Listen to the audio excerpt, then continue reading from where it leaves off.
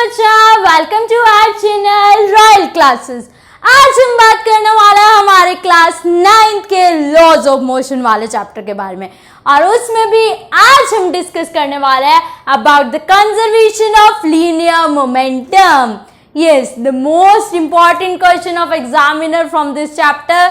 तो ये वाली वीडियो आपके लिए बहुत इंपॉर्टेंट होने वाली है, आपके मार्क्स के लिए और साथ ही साथ आपके नॉलेज के लिए। तो वीडियो को लास्ट तक देखना है, चैनल को लाइक शेयर एंड सब्सक्राइब करना तो बिल्कुल भी नहीं भूलना है।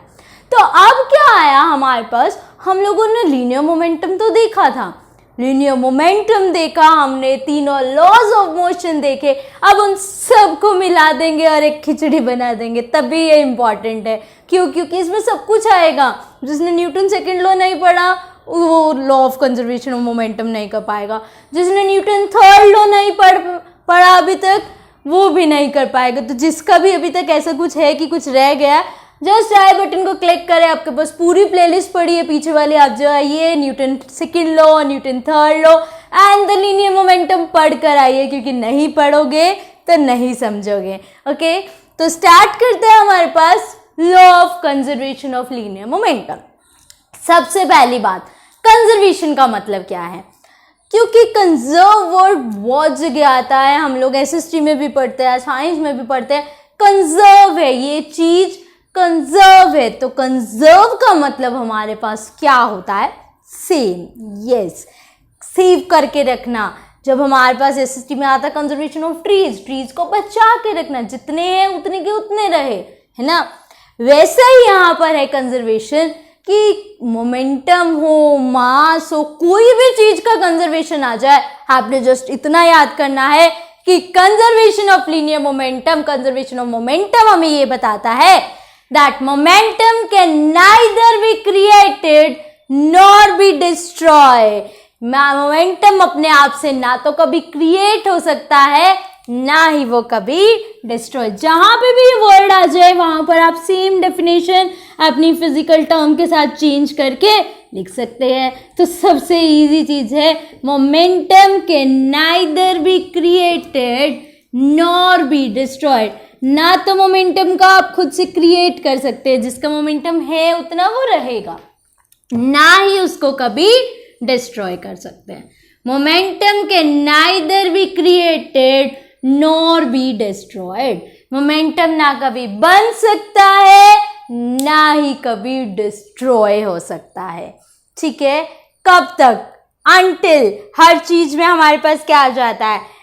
कब तक? एक पॉइंट तक, जब तक अनएक्सटर्नल अनबैलेंस फोर्स, एक्सटर्नल फोर्स इसके ऊपर अप्लाई ना हो। क्योंकि एक्सटर्नल फोर्स लग गया तो उसका फैक्टर ऐड हो गया ना।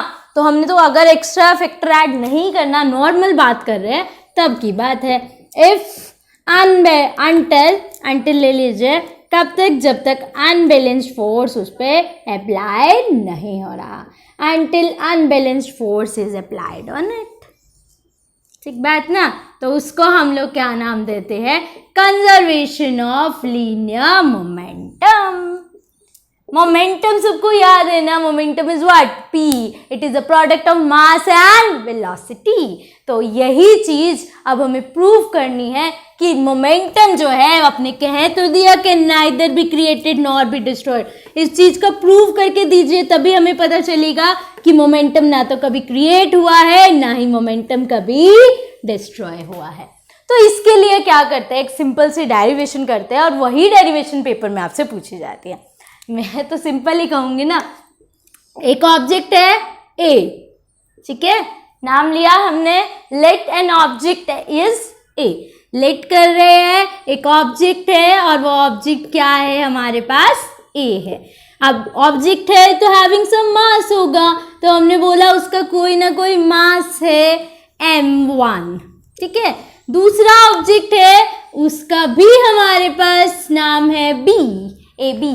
ठीक है, सेकेंड ऑब्जेक्ट है और सेकेंड ऑब्जेक्ट का हमारे पास सेकेंड ऑब्जेक्ट B, अब उसका भी कोई ना कोई मास होगा, हैविंग मास m2। m2 उसका मास है, दोनों मूव कर रहे हैं तो कोई ना कोई वेलोसिटी भी होगी, having initial velocity u1, having initial velocity u2। Easy सी बात। तो लिखा हैविंग इनिशियल वेलोसिटी, उसकी इनिशियल वेलोसिटी है u1 एंड सेकंड की है u2। जब ऐसा होता है तो हम लिख देते हैं रिस्पेक्टिवली। डन हो गया। अब क्या बोला, u1 की हमने लेट कर लिया कि u1 की वेलोसिटी बड़ी है u2 से, है ना। इनिशियल वेलोसिटी किसकी ज्यादा है, u1 की। u1 पहले पीछे था, u2 आगे था, पर u1 की वेलोसिटी ज्यादा है तो वो u2 से टक्कर खा जाएगा, टक्कर खा के आगे जाएगा ना, पर पहले तो क्या करेगा, टक्कर खाएगा। तो अब इन दोनों ने टक्कर खा ली, मतलब इन दोनों का कोलिजन हो गया। ठीक है। अब आफ्टर कोलिजन कैसे हो गया, इसकी ऑब्जेक्ट m1 वेलोसिटी हो गई v1, इसकी ऑब्जेक्ट m2 वेलोसिटी हो गई v2। ठीक बात। तो अभी हमने पहले कोलिजन हुआ, कोलिजन के बाद हमारे पास आफ्टर कोलिजन के बाद उसकी वेलोसिटी हो गई फर्स्ट वाले की, the A has a velocity v1, ए की वेलोसिटी v1 हो गई और बी की वेलोसिटी v2 हो गई। ठीक है, ए की वेलोसिटी v1 हो गई, बी की वेलोसिटी v2 हो गई। क्लियर इतनी बात। अब हमें तो क्या दिखाना है, कंजर्वेशन। कंजर्वेशन क्या कहते हैं, मोमेंटम के neither be created nor be destroyed. Momentum पहले भी वही था, अब भी मोमेंटम सेम होगा, ऐसा ही बात है। इसको माना इनिशियल, इसको माना फाइनल। तो इनिशियल की और फाइनल का मोमेंटम क्या है, सेम है। अगर ये प्रूव कर दिया तो conservation of linear momentum prove हो गया। तो क्या प्रूव करना है, सबसे पहले तो ये देख लो। प्रूव क्या करना है, जिसे हम लोग थ्योरम में लिखते हैं, प्रूव क्या करना है हमें, इनिशियल मोमेंटम। इनिशियल मोमेंटम क्या होगा, m1 u1। मोमेंटम क्या होता है, मास इनटू वेलोसिटी। मोमेंटम क्या होता है, मास इनटू वेलोसिटी। तो पहले वाले का मास m1, वेलोसिटी u1। पहले वाले का मास m1, वेलोसिटी u1। तो पहले वाले का लिख दिया, ऐसा लिख लो, p1 plus p2 initial case में है। ठीक है, इसका माना p1 डैश, इसका माना p2 dash. p1 dash plus p2 dash, दो ऑब्जेक्ट है तो ऐड अप ही करेंगे ना। तो p1 आ गया m1 u1, p2 देखो क्या आएगा, p2 इसका है m2 u2, m2 u2। अब p1 डैश m1 v1 हो जाएगा, है ना। फाइनल p2 क्या हो जाएगा, m2 v2 हो गया। तो सबसे मेन काम हमने क्या सीखा यहाँ पर, हमने सीखा law of conservation of momentum, that momentum can neither be created nor be destroyed. Momentum पहले भी उतना ही था, अब भी उतना ही होगा। इस चीज को आप प्रूव करके दीजिए। तो सबसे पहली बात हमने क्या किया, हम लोग कहते हैं हमारा, अब देखो बोला था ना कि न्यूटन्स के लॉज काम करेंगे, न्यूटन सेकंड लॉ, इस चीज को हमें प्रूव करना है। इसको तो यहीं पे छोड़ दो, अगर आंसर यही आ गया तो हम कह देंगे ये प्रूव्ड है, अदरवाइज नहीं है ना, यही होता है ना। तो क्या किया हमने, लगाया न्यूटन का सेकंड लॉ।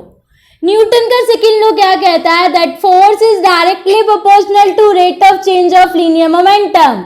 ऐसा ही पढ़ा था, force is directly proportional to rate of change of linear momentum.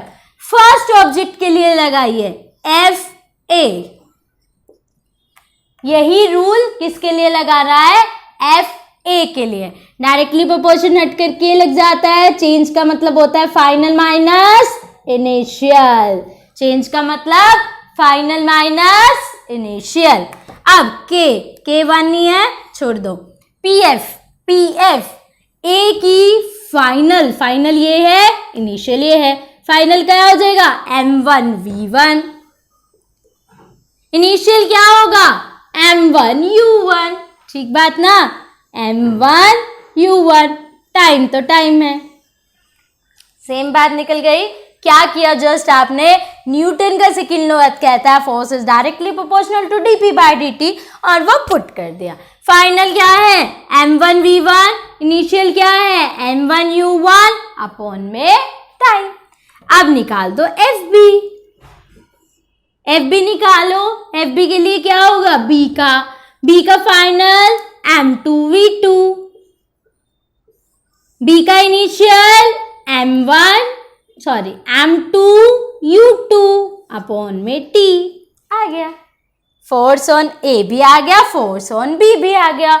अब हमने तो क्या पढ़ा हुआ है, every action there is equal and opposite reaction. जहां एक्शन हुआ वहां पर अपोजिट और इक्वल रिएक्शन हो गया। तो न्यूटन थर्ड लॉ की हेल्प से हम लोग क्या लगाएंगे, FA equals to minus of FB, FA equals to minus of FB। FA कितना हमारे पास m1v1 माइनस m1u1 अपॉन में T माइनस ऑफ FB क्या है m2v2 माइनस m2u2 अपॉन में T, है ना भाई। FA equals to minus of FB with the help of Newton third law. Minus था तो माइनस से मल्टीप्लाई कर दो, माइनस का हो जाएगा ये प्लस का हो गया। टाइम सेम चीज है, क्या हो जाती है कैंसिल आउट। तो अब हम ऐसा कर सकते हैं VV वालों को साथ रख दे और UU वालों को साथ रख दे। तो ये V वाला इधर आ गया तो क्या हो जाएगा m1v1 प्लस m2v2, ये माइनस का था उधर जाके क्या हो जाएगा प्लस का m1u1 plus m2u2। This is known as law of conservation of linear momentum. जो हमने कहा था वही चीज हमने प्रूव कर दी, that momentum can neither be created not be destroyed. Momentum हमेशा क्या रहता है, सेम रहता है। Total momentum before collision, total momentum after collision क्या हो गया, बिल्कुल सेम हो गया। और यही हमारी क्या कह रही थी, थ्योरम कह रही थी, यही हमारा लॉ कह रहा था, जो हमने बहुत इजीली प्रूव कर दिया। यही आपसे पेपर में पूछा जाएगा, ठीक है। तो इसको बहुत अच्छे से देखिए, नोट डाउन कीजिए, प्रैक्टिस कीजिए और साथ ही साथ चैनल को लाइक शेयर एंड सब्सक्राइब करना बिल्कुल भी ना भूलें। Thank you.